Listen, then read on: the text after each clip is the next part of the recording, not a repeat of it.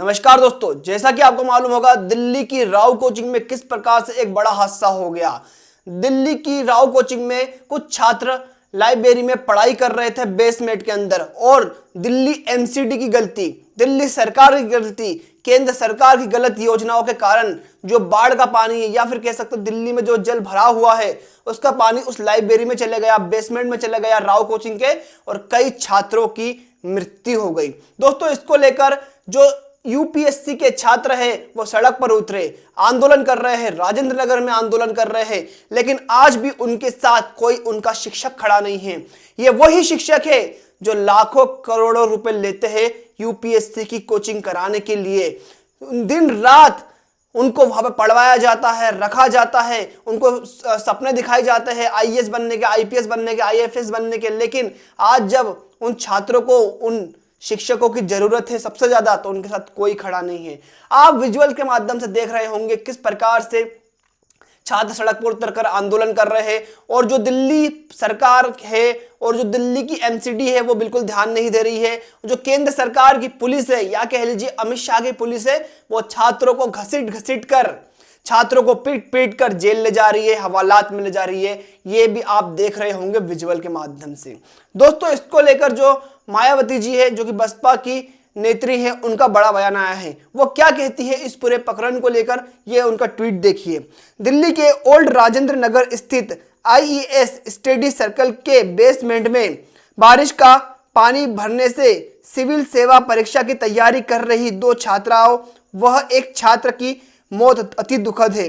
पीड़ित परिवार के प्रति मेरी गहरी संवेदनाएं हैं। दोषियों को कड़ी से कड़ी सरकार सजा दी जाए। सरकार द्वारा सुधारात्मक कदम भी जरूरी है। दोस्तों ये मायावती जी का कहना है। और दोस्तों आपको पता ही होगा इस पूरे प्रकरण को लेकर पूरे देश में रोष है, कोई ना कोई कुछ ना कुछ बयान दे रहा है। और जो सरकार है एमसीडी है दिल्ली की, और जो दिल्ली सरकार है वो आंख बंद करे, मुंह को दबाए और कानों को बंद करे, पता नहीं क्या कर रही है। गांधी जी के 3 बंदर बनकर बैठा है पूरा प्रशासन। भाई दोस्तों नेहा राठौर को आप लोग जानते होंगे जो भारत के कई ज्वलंत मुद्दे पर अपनी बात रखती है, अपनी बात कहती है, अपने काव्य के माध्यम से, अपने गानों के माध्यम से, अपने लोकगीतों के माध्यम से। उनका साफ साफ कहना है कि एक जगह जहां फर्जी सर्टिफिकेट लगाकर, ईवीएस के सर्टिफिकेट लगाकर हो या फिर विकलांगों के सर्टिफिकेट लगाकर हो, डिसेबिलिटी के सर्टिफिकेट लगाकर हो, कुछ लोग फर्जी तरीके से आईएएस बन रहे हैं और वही जो छात्र मेहनत कर रहे हैं, पढ़ रहे हैं, अपने आप को गढ़ रहे हैं, वो मारे जा रहे हैं प्रशासन के कारण। ये उनका एक वीडियो देखिए। सरकार ने युवाओं के भविष्य और जीवन की सुपारी ले रखी है। एक तरफ यूपीएससी की तैयारी के नाम पर बच्चे बंकर नुमा कमरों में पढ़ते पढ़ते डूबते उतराते शहीद हो जा रहे हैं, तो दूसरी तरफ कुछ ताकतवर लोग जुगाड़ और फर्जी सर्टिफिकेट लगाकर झटपट यूपीएससी क्रैक कर डाल रहे हैं। यूपीएससी के चेयरमैन तक इस्तीफा लिख रहे हैं और सरकारों की बेशर्मी खत्म होने का नाम नहीं ले रही है। दोस्तों आपने देखा नेहा राठौर जी का क्या कहना है इस पूरे मामले में। वो साफ साफ कह रही है कि सभी सरकारों की गलती है, दिल्ली की गलती है, किस प्रकार से जल भराव हो रहा है, छात्रों की जान के साथ खिलवाड़ हो रहा है। और एक प्रकरण और याद होगा आपको कि किस प्रकार से एक आईएएस की कोचिंग में आग लग गई थी और कई छात्र ऊपर लाइब्रेरी में पढ़ रहे थे या फिर रूम में थे तो वो अब कूद कर यानी कि बिल्डिंग के ऊपर से कूद कर अपनी जान बचा रहे थे। जान बचा नहीं रहे थे, अपनी जान दे रहे थे। मरता तो क्या नहीं करता, वो तो आपको पता ही होगा दोस्तों। ये कहावत यहाँ पर सिद्ध साबित होती है। वही दोस्तों लक्ष्मण यादव जो कि एक प्रोफेसर रह चुके हैं दिल्ली यूनिवर्सिटी में, उनका क्या कहना है इस पूरे मुद्दे के ऊपर आइए जानते हैं। वो लिखते हैं आजकल कोचिंग संस्थानों के रूप में उभरा संस्थानिक ढांचा उनके सपनों की कीमत लगाकर वसूलता है और उन्हें बहुत जोखिम भरे परिस्थितियों के लिए छोड़ देता है। ये बड़ी बड़ी इमारतें बना लेते हैं लेकिन उनके पास आपातकालीन सुरक्षा के नाम पर कोई इंतजाम नहीं होते।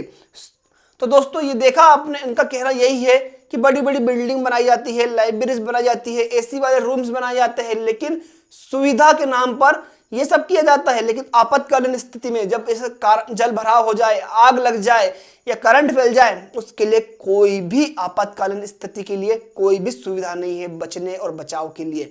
तो ऐसी कोचिंग संस्थानों को बंद कर देना चाहिए। ये सब मैं भी कहता हूं, कि आप भी कहते हो, नीचे कमेंट करें। दोस्तों वही चंद्रशेखर आजाद जो कि नगीना से सांसद है, उनका इस पूरे मुद्दे, पूरे प्रकरण के ऊपर क्या कहना है, ये देखिए उनका ट्वीट। वो लिखते हैं,